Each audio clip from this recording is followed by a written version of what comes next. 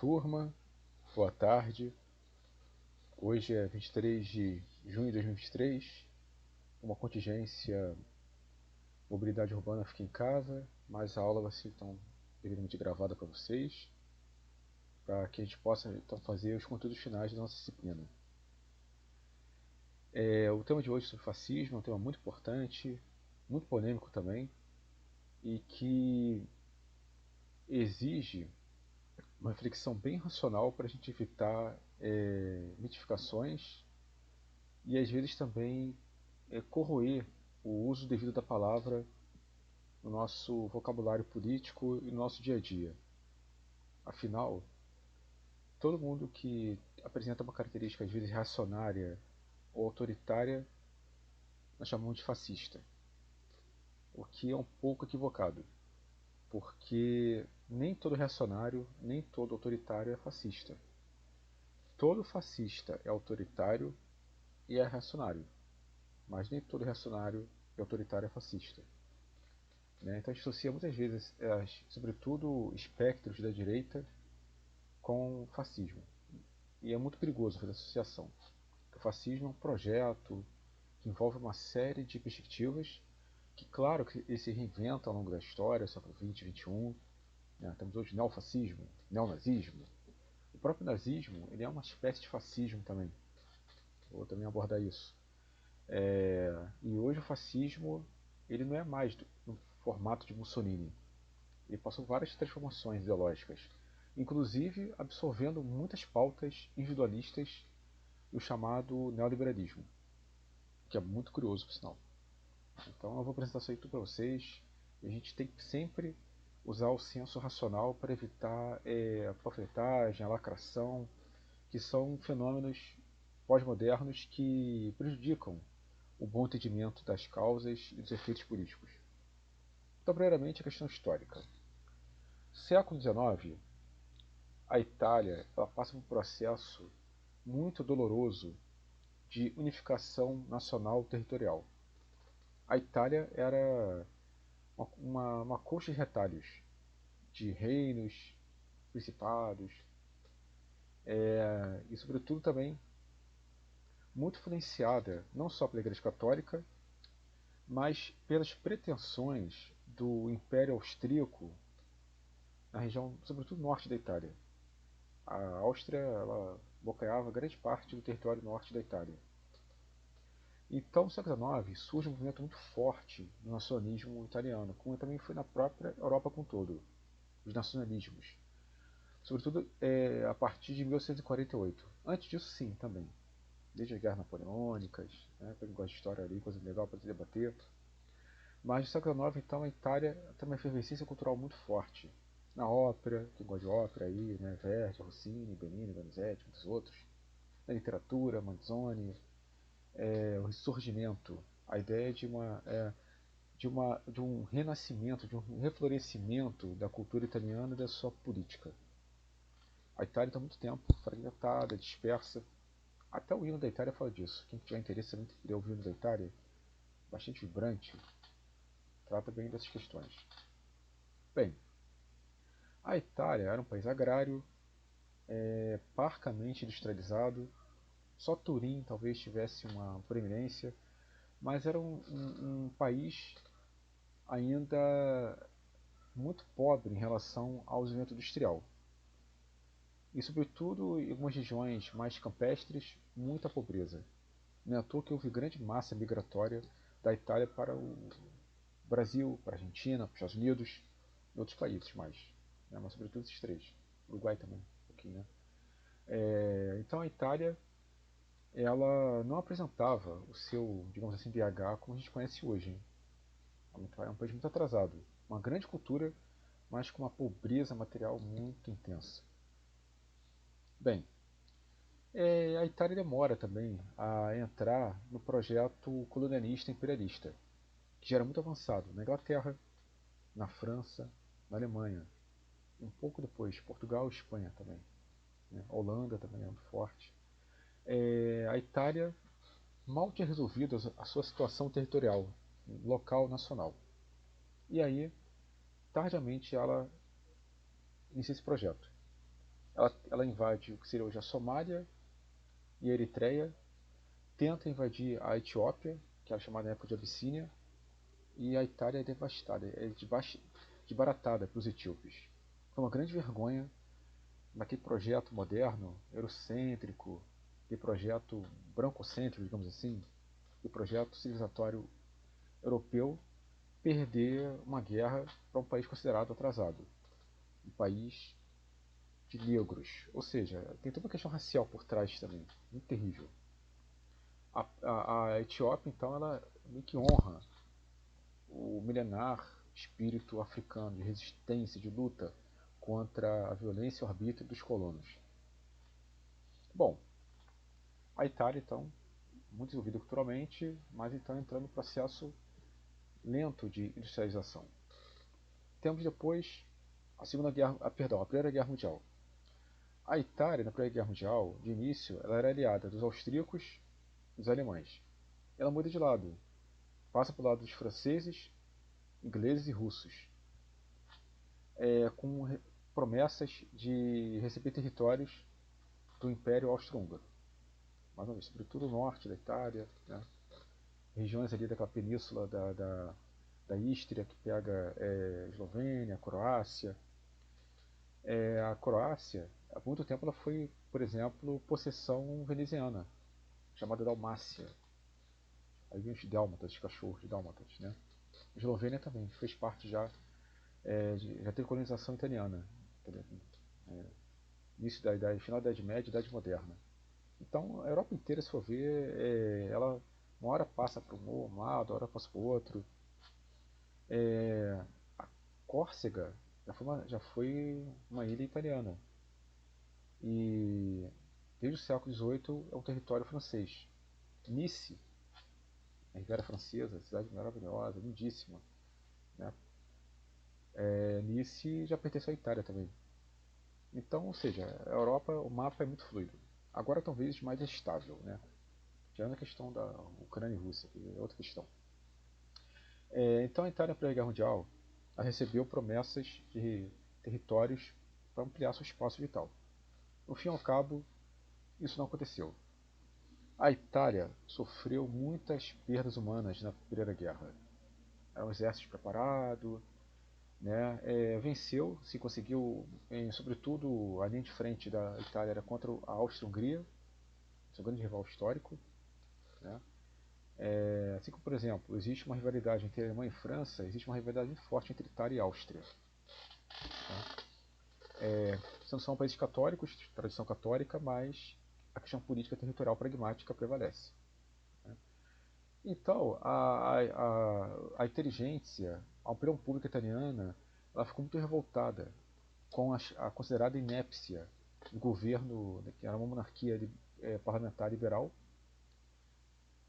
dominada sobretudo por sociais-democratas e liberais. Havia uma coalizão política. Um governo bastante progressista, diante do padrão da época. E a opinião pública, ela ficou revoltada com essa inaptidão de lidar com esse projeto expansionista da Itália, dando margem o quê?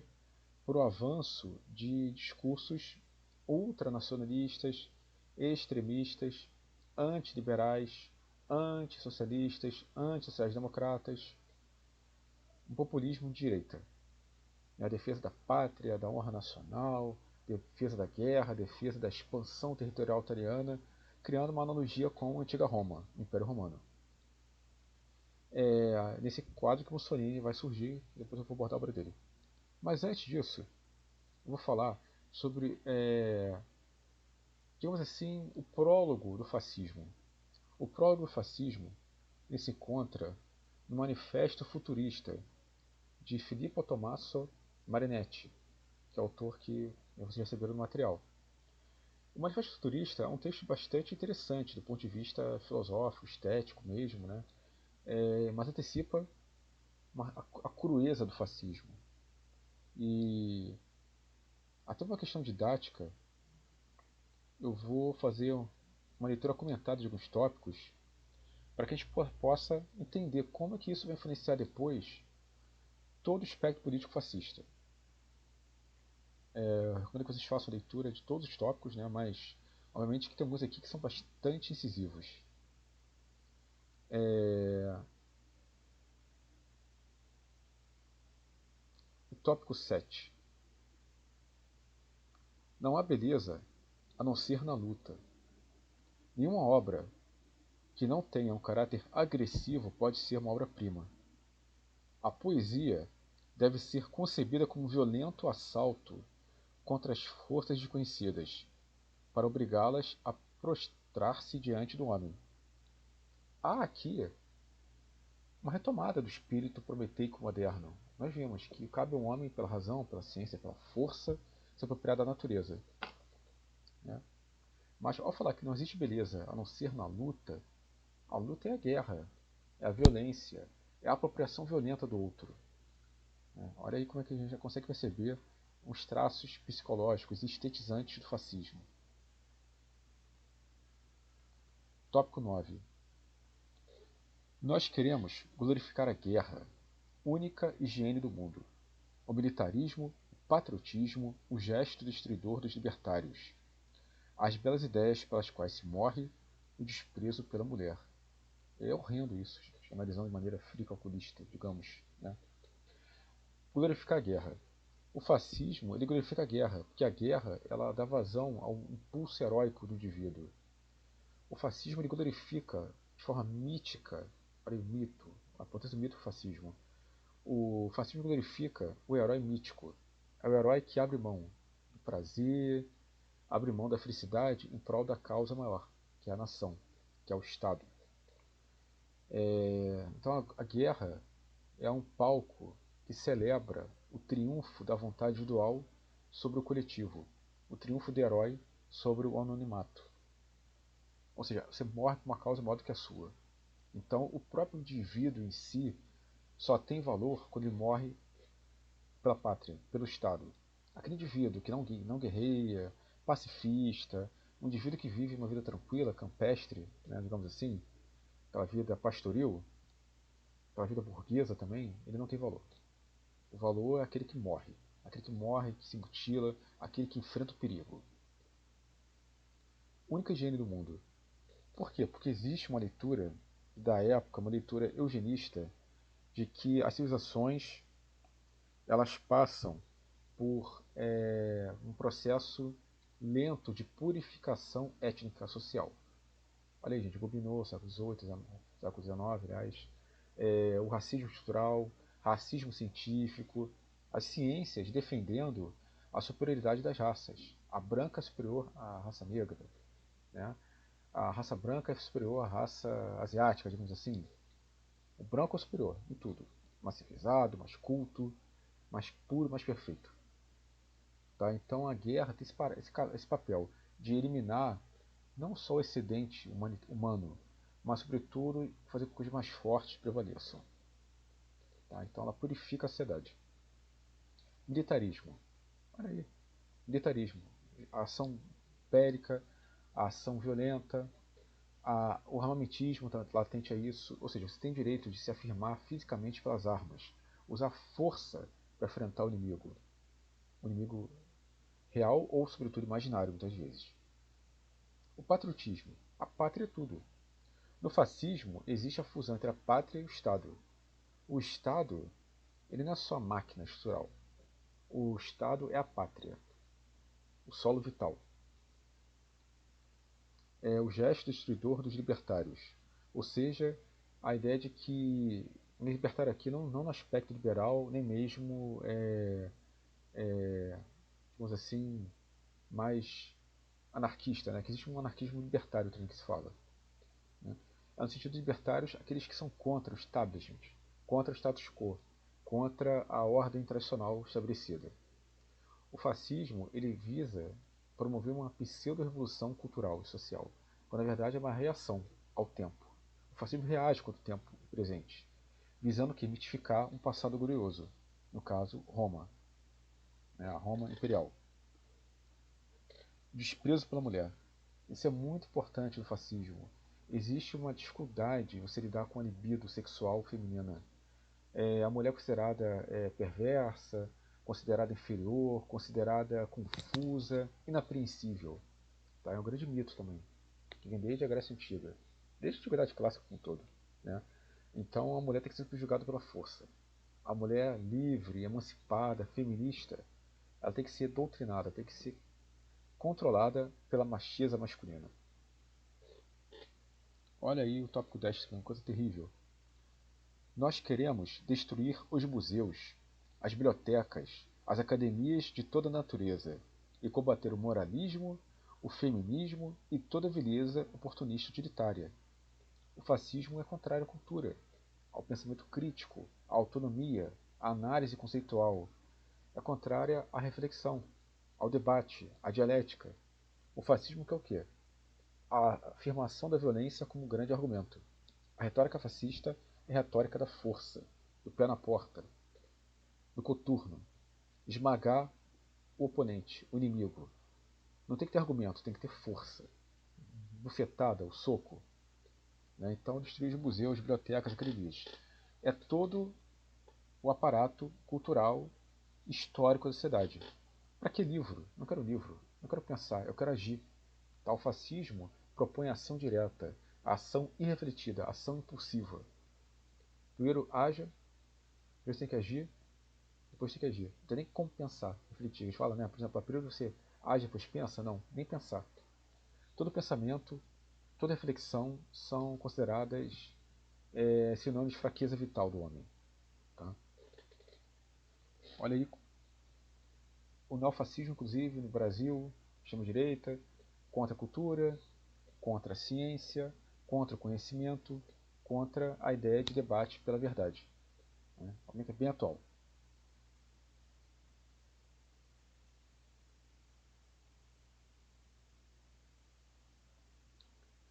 É interessante essa coisa terrível do discurso, que eles não querem glorificar então a palavra, glorificar,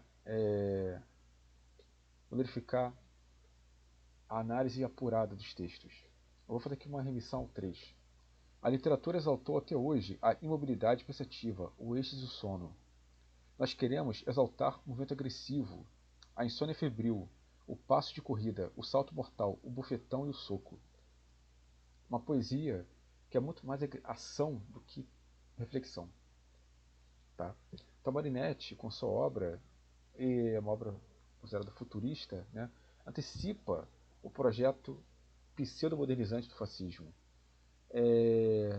Outra coisa também que é interessante aqui, existe muita ideia de aceleração, de velocidade, é uma palavra bonita, gente. Dromocracia, o poder da velocidade, o poder da corrida. Dromocracia. Tá? Uma questão que está bem presente no projeto fascista. Ou seja, nada de lentidão. Tem que ser corpos fortes, corpos dóceis, corpos ágeis. Então, olha que coisa interessante.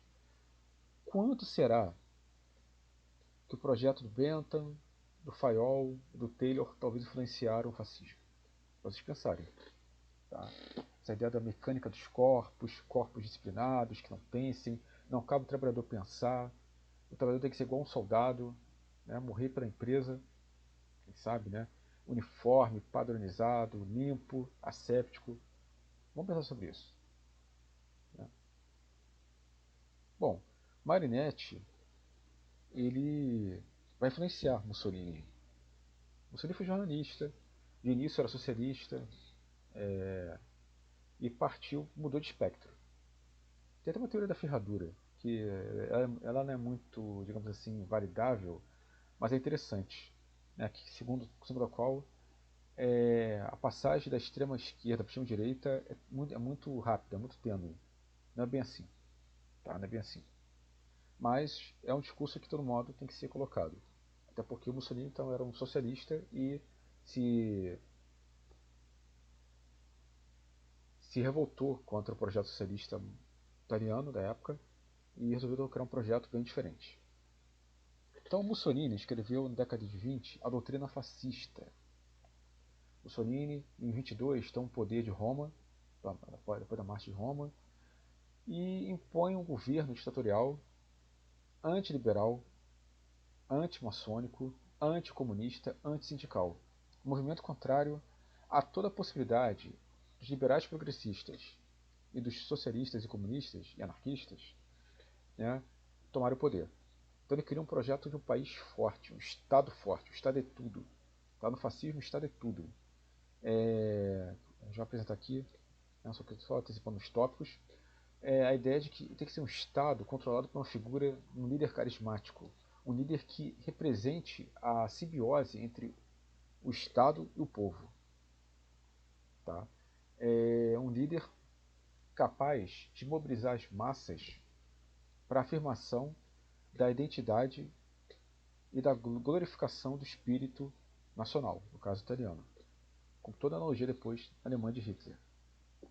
Então eu vou colocar aqui, todos os tópicos aqui que eu vou ler são fundamentais.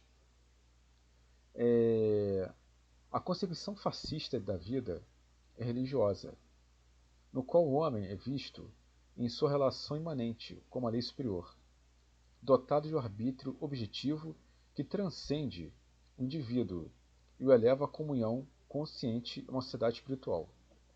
Aqui dá até para expressar a ideia do símbolo fascista. Qual é a ideia? Primeiro que é uma retomada dos lictores de Roma antiga, do Império Romano. Os magistrados usavam um símbolo com feixe de machados unidos. Por quê? Um machado sozinho se quebra, o cabo se quebra. Vários cabos unidos, eles criam uma identidade comum, não se quebram. Então qual é a ideia? E existe essa, né, junção, ou seja, é uma união de corpos individuais que perdem identidade, tornam-se uma coisa só. Essa é a ideia do fascismo. Aniquilar a ideia de indivíduo em prol de uma causa maior, o Estado-nação, o Estado patriótico, o território físico e espiritual do Estado. Daí o elemento imperialista. O fascismo nada mais é do que consequência do imperialismo político, gente. O fascismo nada mais é do que consequência do colonialismo. É um imperialismo hiperbólico ao extremo. Ou seja, a expansão vital da terra em prol da saúde, da força e do vigor do povo. Então, ou seja, o indivíduo ele não tem valor absoluto no Estado. O que vale é a comunhão nacional, o que vale é a força nacional, quase que espiritual. Ou seja, é uma leitura mítica. O fascismo depende do mito. O fascismo depende do mito para prosperar a sua ideologia. E tem questões que eu não trabalhei diretamente com vocês, mas dá para resumir muito bem no próprio texto. Vamos lá. A crítica do fascismo ao liberalismo. O liberalismo, grosso modo, defende o quê? A prerrogativa do indivíduo em relação ao Estado. O indivíduo é livre, desde que, porventura, não prejudique a ordem comum. Então, a liberdade começa onde isso termina. O liberalismo é fruto da modernidade, é consequência do humanismo, do renascimento, consequência do iluminismo. Liberalismo econômico defende a iniciativa privada, a propriedade privada, defende a tua autonomia como empresário, você não pode ser cerceado pelo Estado. O Estado não tem poder, não tem condições de gerenciar a economia. Cabe ao empreendedor, ao empresário, essa fé. Né?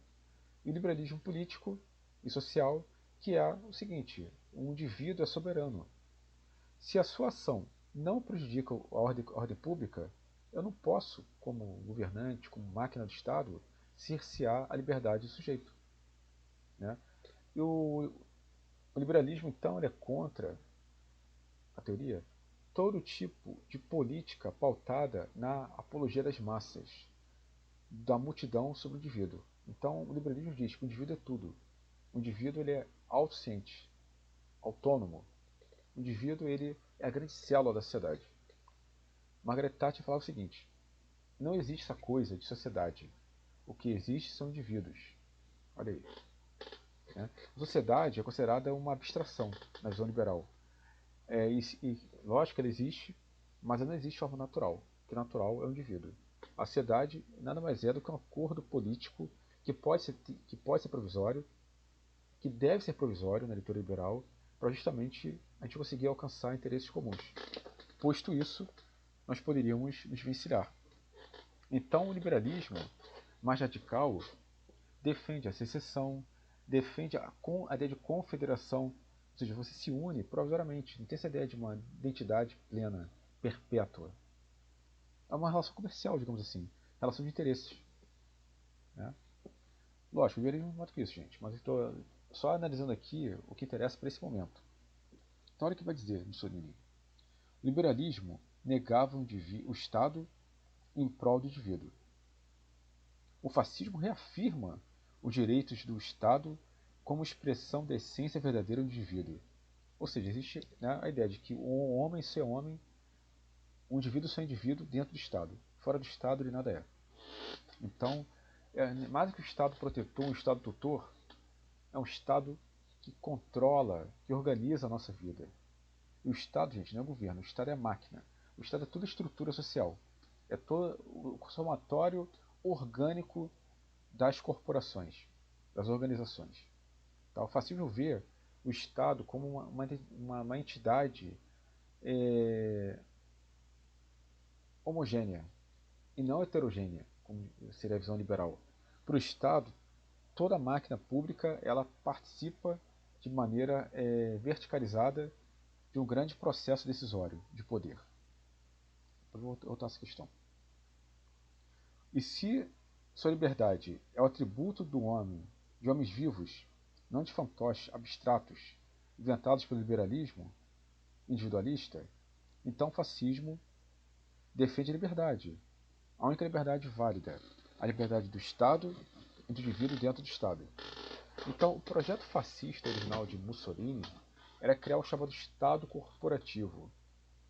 Todas as organizações não são independentes. Elas devem toda a sua coordenação ao Estado e ao líder que comanda o Estado e sua máquina operacional.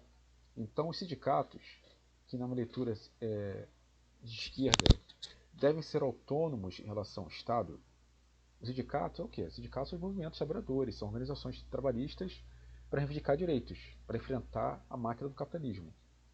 O sindicato então é fundamental para que os representantes do movimento operário, de outras corporações, tenham voz para não só dialogar, mas enfrentar o arbítrio imposto pelo Estado ou pelos patrões. Qual o projeto do Mussolini?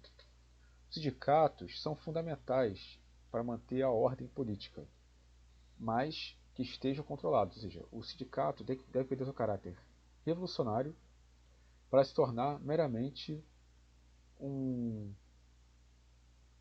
um conglomerado de pessoas com interesses comuns. E elas então vão trabalhar para que se mantenha a harmonia. Olha aí, Taylor já falava isso. Né? Com o projeto, demonstração científica, teríamos harmonia entre patrões e empregados. Mesma coisa. Mussolini não quer a guerra de patrão e empregado, ele quer que exista convergência de interesses. O patrão tem a propriedade privada, o operário a força de trabalho, trabalhando juntos pelo favor da pátria, do Estado.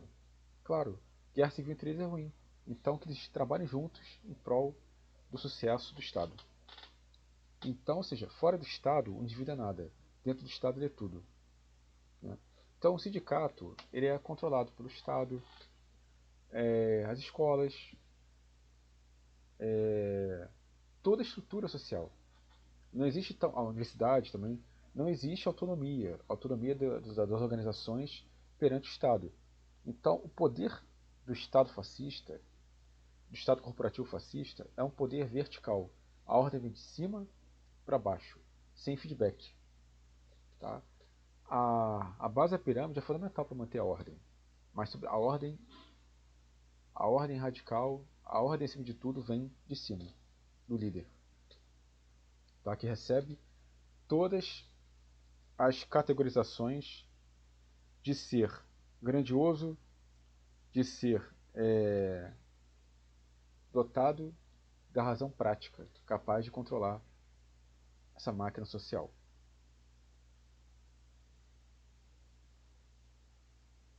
Olha que interessante. Não há indivíduos ou grupos, partidos políticos, associações culturais, funções econômicas, classes sociais, fora do Estado. O fascismo é, assim, o oposto do socialismo, para a qual a unidade dentro do Estado, que funde as classes em uma única realidade econômica e ética, é desconhecida, e que vê na história tão somente luta de classes. Vamos lá. Marxismo. O socialismo marxista fala o quê? Fala no Manifesto Comunista. A história da humanidade é a história da luta de classes. Essa luta tem um caráter evolutivo, progressista, porque, claro, o tempo de hoje é melhor que o de ontem. Então, a história humana se dá com esse confronto entre patrões e empregados, servos e senhores, patrícios e plebeus, né? Burguesia e proletariado. É a máquina da história, é a mola, é o processo da história. Então, a cada época, uma classe supera a outra, se torna hegemônica e cria condições para a via ser superada também posteriormente. Na leitura marxista, o proletariado seria a única força revolucionária autêntica do mundo, porque por nada ter, tudo pode ser. E o operariado, ele conhece a exploração e sabe o que é a alienação, o processo de coisificação produtiva. Então ele teria condições de enfrentar a própria contradição de sua vida prática. E se você nega aquilo que nega você, você afirma a vida. Matemática, gente. Menos com menos dá mais, né? Se eu nego quem me nega, eu me afirmo. Então, a luta de classes ela tem um caráter dialético, de transformação da realidade. Qual a leitura fascista? Isso aí é um equívoco, porque toda estrutura social ela está dentro do Estado. E ela existe para fortalecer a pátria e o Estado como a identidade dessa pátria. Então, os partidos políticos no fascismo eles são eliminados. Só existe o Partido Fascista Italiano. Mas existe partido sendo subordinados ao Estado. Qualquer grupo, qualquer tipo de organização faz parte da máquina do Estado. Tá? Então, no socialismo, tá, muito resumido aqui a leitura de Mussolini, o socialismo ele propõe o quê? A igualdade social. O fim da exploração do homem pelo homem e que o trabalhador se torne detentor do meio de produção. E para isso é preciso que eliminar a burguesia. Porque a burguesia ela pode ser progressista até certo momento. Quando o seu interesse rentável é atacado, a burguesia seria com quem? Com as governanças autoritárias. O fascismo se associa com todo tipo de poder que mantém a ideia de uma ordem nacional. Então, o socialismo marxista ele é internacionalista. Ele é até antipatriótico. Em que sentido? Porque ele vê que os trabalhadores do mundo têm que se unir. Você não pode fazer uma luta socialista contra a máquina do Estado, contra a burguesia, contra os bancos, contra a propriedade privada do meio de produção de maneira apenas nacional. Tem que ser um projeto internacional. Tá? Então tem aquele debate, socialismo no seu país ou socialismo internacionalista. A teoria marxista é uma teoria internacionalista, porque ela quer o seguinte, claro, vamos ter um foco. De um país, a revolução vai para outra. Vai assim, vai expandindo. Né? Foi até a pretensão leninista na Revolução Russa. Dali da Rússia, poderíamos, quem sabe, expandir a revolução para a Alemanha. Pronto. Se a Alemanha da época se tornasse socialista, o mundo hoje seria diferente. Né? Houve até alguns territórios alemães que criaram repúblicas soviéticas. Por exemplo, a República Soviética da Bavária durou 6 meses, mais ou menos. Houve movimentos, houveram realizações socialistas na Alemanha pós Primeira Guerra Mundial, mas foram desbaratadas pela própria força do governo da época. Né? E depois eu vou falar outra questão importante também, sobre a traição social-democrática em relação ao socialismo e ao comunismo. Né? Então, ou seja, o socialismo ele desvaloriza o Estado a longo prazo. O socialismo ele pressupõe o seguinte: vamos fazer a revolução, se apropriar dos meios de produção, vamos libertar o trabalhador da opressão econômica. Então agora o trabalhador é livre, ele trabalha para si, em posições cooperativas. Não existe mais o trabalho assalariado, que mantém o benefício de uma elite em detrimento das massas. Né? Então, quando o socialismo toma o Estado, ele propõe a ditadura do proletariado, que é um governo transitório de reformulação, reestruturação da sociedade. Então, nesse período, vão acontecer violências sociais, onde a máquina do Estado, controlada pelo operariado, pelos trabalhadores, vai eliminar ou vai oprimir essas classes antigamente elitistas, classes dominantes que exploravam o trabalhador. E aí, né, acontece tudo. Então é um período de reforma, de transformação, de mudança revolucionária. Para depois chegar o quê? No comunismo. No comunismo, que nunca aconteceu de fato na humanidade, nunca houve de fato um projeto comunista moderno, que aconteceu, quer dizer, nunca houve um comunismo de fato. Que existiu também, foram governos socialistas na segunda etapa, a ditadura do proletariado. Ou seja, um governo centralizado nos trabalhadores, no Partido Comunista, né, na China, Rússia, Alemanha Oriental, né, Cuba, Vietnã, a governos que implementaram reformas e transformações sociais de base, reforma agrária, dissolução dos blocos empresariais, dissolução do uso feudal da terra em prol da distribuição dos trabalhadores. Né? O socialismo real implementou transformações fundamentais na esfera pública e socioeconômica, mas não chegou ao comunismo. O comunismo, para o marxista, é o fim do Estado, é o fim da ideia de governo. São trabalhadores que se autorregulam, que vão trabalhar até menos, muito menos por dia, apenas para manter as necessidades básicas da vida. Claro, sempre haverá abundância, mas a ideia é o seguinte: no comunismo não existe mais necessidade de você se submeter ao crivo do mercado. Acabou o mercado, acabou o próprio poder judiciário, porque agora não tem mais defesa da propriedade privada. Na leitura marxista, o Estado e o poder judiciário nascem pela defesa da harmonia social e para a manutenção da propriedade privada do meio de produção. Se não existe mais propriedade privada, não tem mais sentido existir o Estado, nem existir o poder judiciário. Né? Então, o que Mussolini está falando é o seguinte: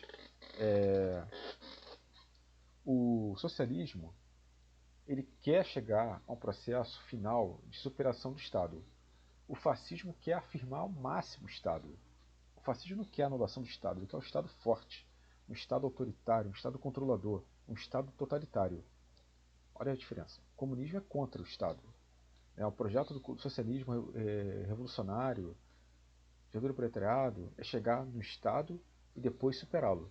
Acabar com a ideia de Estado. Enquanto o fascismo quer o Estado máximo.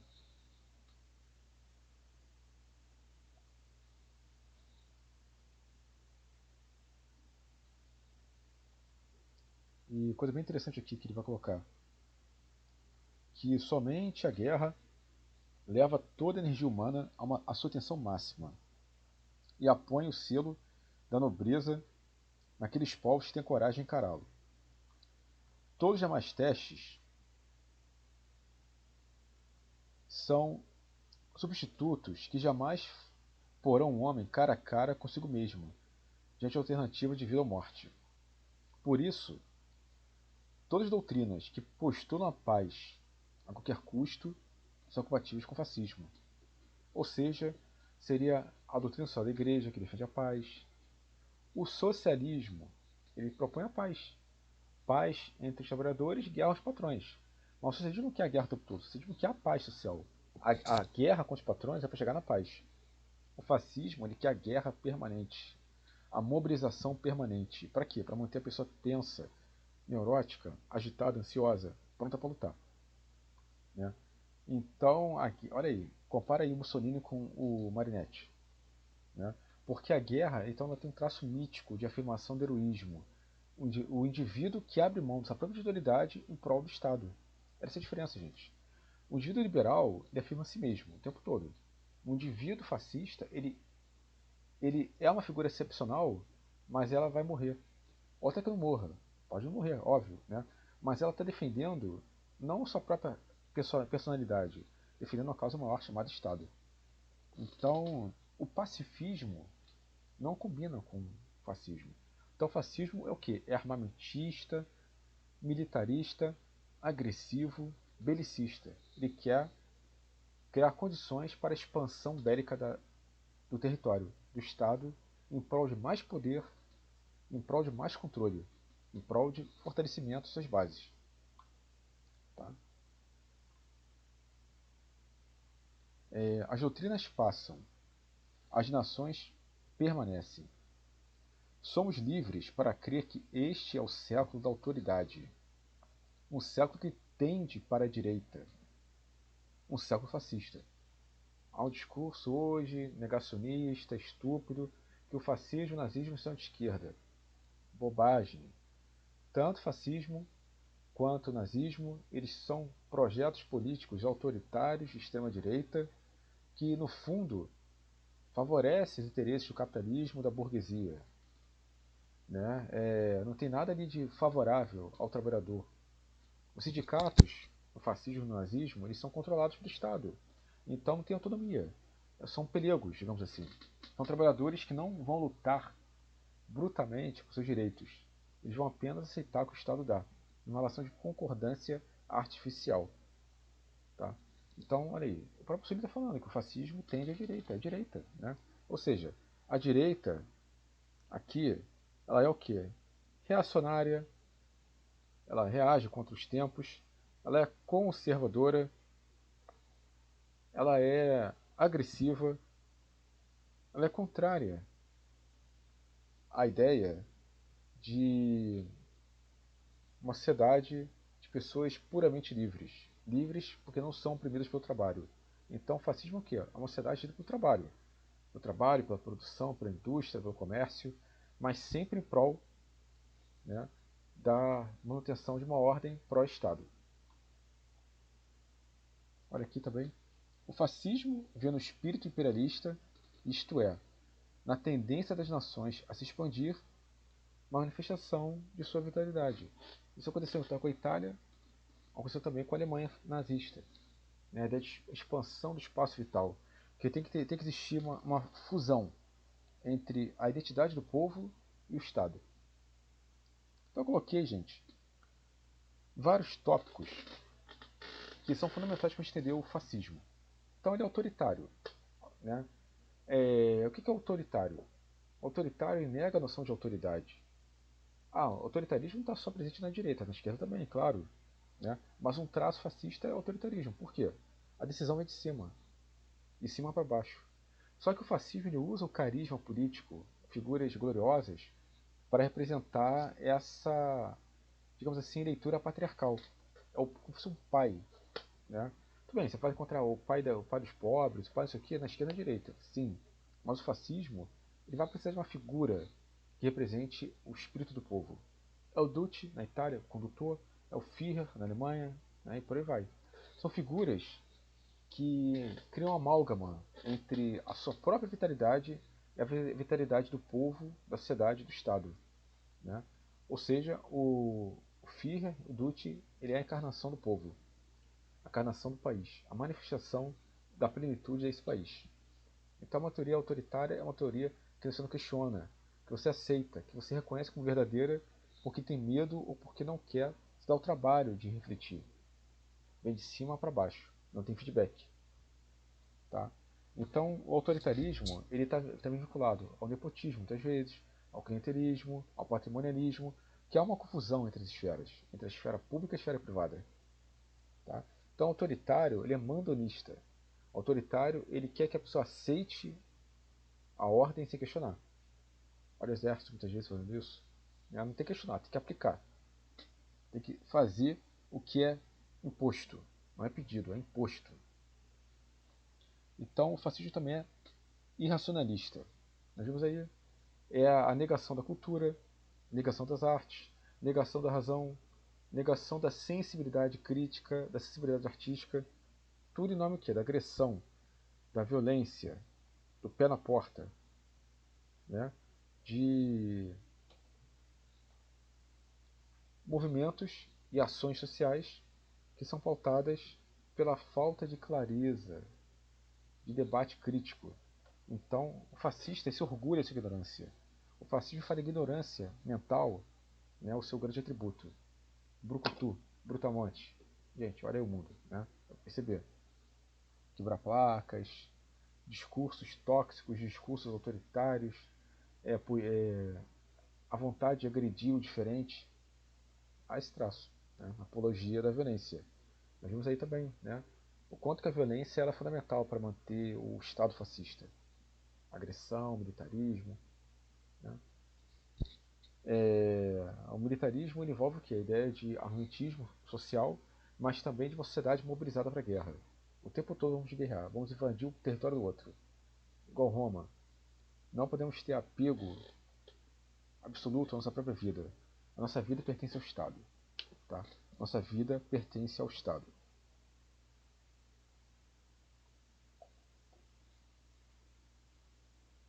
A mitificação social.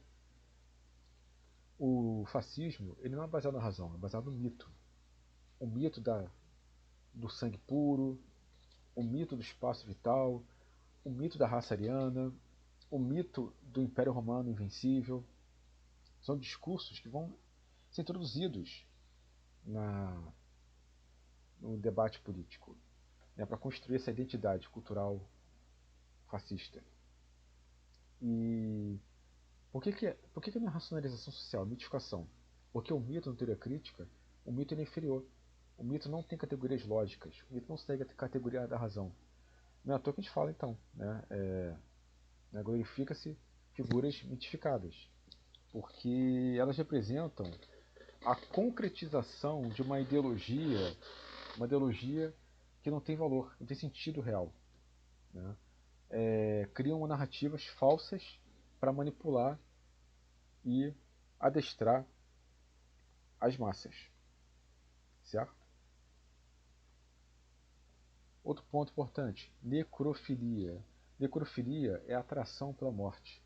E aqui envolve destruição, a guerra. Né? Existe no fascismo um princípio de prazer atrelado, um sadismo atrelado à crueldade, à violência, à agressão. Então, ou seja, é uma defesa da morte em vida, da morte como fenômeno do resultado da agressão. Na Espanha, do franquista, a extrema-direita tinha um lema, né? Viva la muerte, viva a morte. Um filósofo, Miguel de Unamuno, falou o seguinte: ora, falar viva a morte é a mesma coisa que morte à vida. Ou seja, é a vida que é impedida de ser nascida. É a vida que não floresce, a vida que não se desenvolve na sua potencialidade. Por quê? Porque o fascismo tem medo da diferença. Ele tem medo de uma força maior suplantar o seu regime. Né?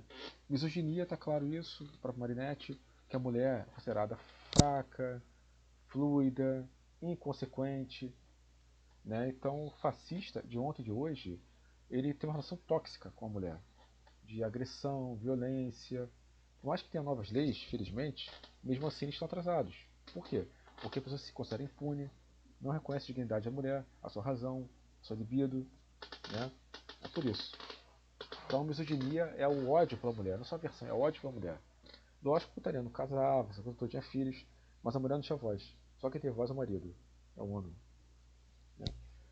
Fascismo é reacionário. O reacionário é o contrário da revolução. A reação à mudança. Ou seja, o fascismo era contra esse projeto liberal progressista. Ele queria o que? O retorno a uma força bruta original. Uma força bruta extraordinária. Então ele é reacionário, porque ele é um certo passadismo que é travestido de elementos modernos. Né? O fascismo ele quer o quê? Ele quer o retorno de um viés político considerado tradicional, mítico. No caso Roma. No caso da Alemanha, seria os germânicos antigos. Né? A chamada pureza racial. São mitos por quê? Sabe muito bem que não existe pureza racial. Tudo tem mistura. Todos os povos têm mistura. Até os mais isolados talvez tenham uma certa mistura. Anticomunista. O fascismo é anticomunista, porque ele é contrário à luta de classes. Ele é contrário ao fim do Estado.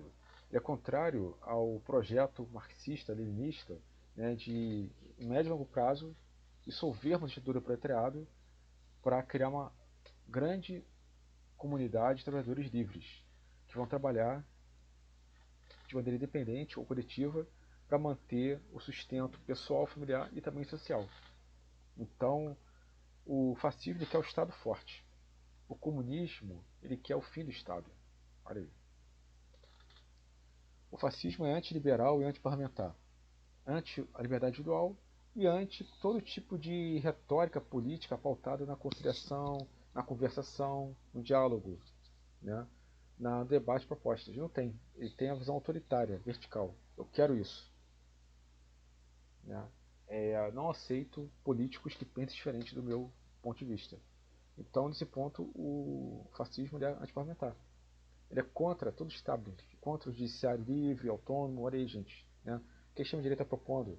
Prender o STF, intervenção militar, colocando o presidente, ex-presidente, né, no poder, essa bizarrice toda. Então, o fascismo, ele não quer que uma Câmara de Deputados, mesmo alinhadas a ele, ele quer que o governante governe sozinho, com suporte dos ministros. Então não tem uma esfera legislativa. O poder fascista, ele junta os três em uma coisa só. O poder fascista é pautado no poder, né, no executivo, judiciário, legislativo. O fascismo é um ultra executivo, que é o poder executivo absoluto, é também um poder de caráter jurídico, porque também, né, existe a ideia das leis. Então ele é contra, o fascismo é contra esse sistema abstrato de lei. As leis têm que defender o Estado e é contra a deliberação política. O executivo é tudo. O judiciário e o legislativo são nada. E o militarismo, eu falei militarismo, mas porque, justamente, por causa da guerra, da agressão, da defesa da propriedade privada, o fascista, ele defende a propriedade privada, a minha produção. Se o patrão construiu um império, eu tenho direito. Eu tenho direito de usufruir daquele império. Só que o fascismo clássico, ele tenta criar uma certa solidariedade social, sem qualquer conexão com o que nós já vimos. Ou seja, que o fraco e o forte têm que estar unidos em prol de uma causa comum. O fraco é o operário, o forte é o rico. Você precisa ter uma ideia de patriotismo político. Seja patriota. Defenda o Estado-nação da ameaça estrangeira. Então, havia incentivo para que as empresas fossem empresas pautadas no modelo fordista, talvez, né, de quem produz mais ganha mais. Né? Então, cabe à própria lógica industrial promover o bem comum. Então, eu já coloquei vários comentários, né, marxistas e outros autores, Trotsky, Clara Zetkin, que vão defender essa ideia de que o fascismo ele não é anti-burguês, na verdade. Ele é totalmente favorável à burguesia. A burguesia aqui é a classe dominante. A burguesia são os empresários, os executivos, a classe dominante detentora dos meios de produção. Né? O fascismo ele valoriza essa ideia de que para manter a prosperidade pública é fundamental que nós defendamos a elite. O fascismo é pró-elitismo e a elite defende o fascismo. Olha aí, gente, o tempo todo.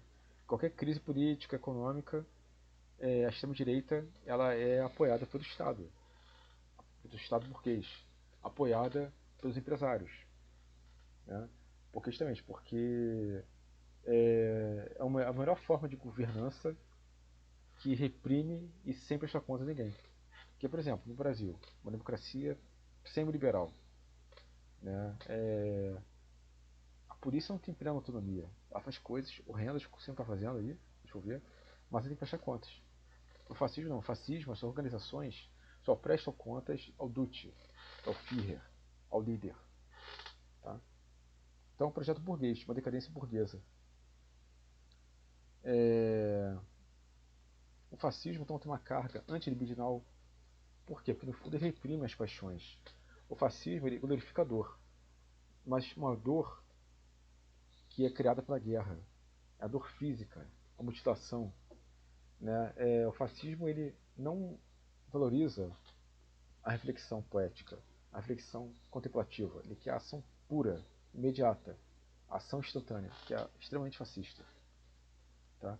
O fascismo, então, ele, numa visão mais psicanalítica, Reich, por exemplo, fala isso, né, ele é o triunfo de homens moralmente fracos, de pessoas que não sabem lidar com a libido e transferem para a esfera pública a sua agressividade. Então, o Estado fascista nada mais é do que o forjar um grupamento de pessoas que vão defender a todo custo a honra e a máquina do Estado.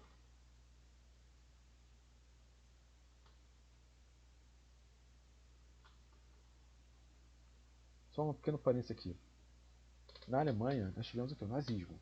O nazismo ele emula muitas coisas do projeto fascista italiano, mas vai dar um tom mais biologizante. Mais do que o Estado é o sangue. Para o nazista o que vale é o sangue. O sangue alemão, o sangue puro na cultura deles, que já provou-se ser uma grande bobagem. Não existe pureza. Então o nazismo tem um traço também eugênico. Defesa dos bem-nascidos, dos fortes. O nazismo incentivava que você executasse os doentes, né, os gays, nessa leitura deles, né, considerados degenerados, que são uma bobagem, um absurdo, né? Até porque a gente sabe muito bem hoje que não é assim que funciona, mas infelizmente, e não só no nazifascismo, a Inglaterra ela perseguia gays, prendeu Alan Turing, por exemplo, olha aí, Oscar Wilde, muito antes, né? Quem fosse homossexual seria punido, castrado quimicamente, absurdo, né? A Alemanha também castrava quimicamente doentes, inválidos, todo mundo que porventura não fosse apto a ter uma vida forte no futuro, né? Algo também bastante grave dentro da lógica fascista. A eugenia social. O mais forte tem que prevalecer, o mais apto tem que ser eliminado. Gente, então vou parando por aqui. Né? A aula virtual ser mais rápida. Leiam bem os tópicos, até porque eles são bastante cristalinos, terríveis também, mas aqui a gente consegue ter noção de, de uma visão bem global do aparato fascista, né? Que é a violência, a agressividade, a irracionalidade dentro de um Estado. O neofascismo hoje, que a gente fala, o neofascismo, ele não defende mais um Estado forte, absoluto. Ele defende uma sociedade violenta, ao mesmo tempo extremamente individualista. O indivíduo é tudo, a sociedade é nada. Né? Então, se o indivíduo usar a força para prevalecer, é legítimo. Se o indivíduo criar mercadoria e riqueza, é legítimo. Né? E existe, então, uma parceria, certamente bastante tendenciosa entre o Estado e o poder estabelecido. Então, a gente para por aqui. Em breve estamos de volta.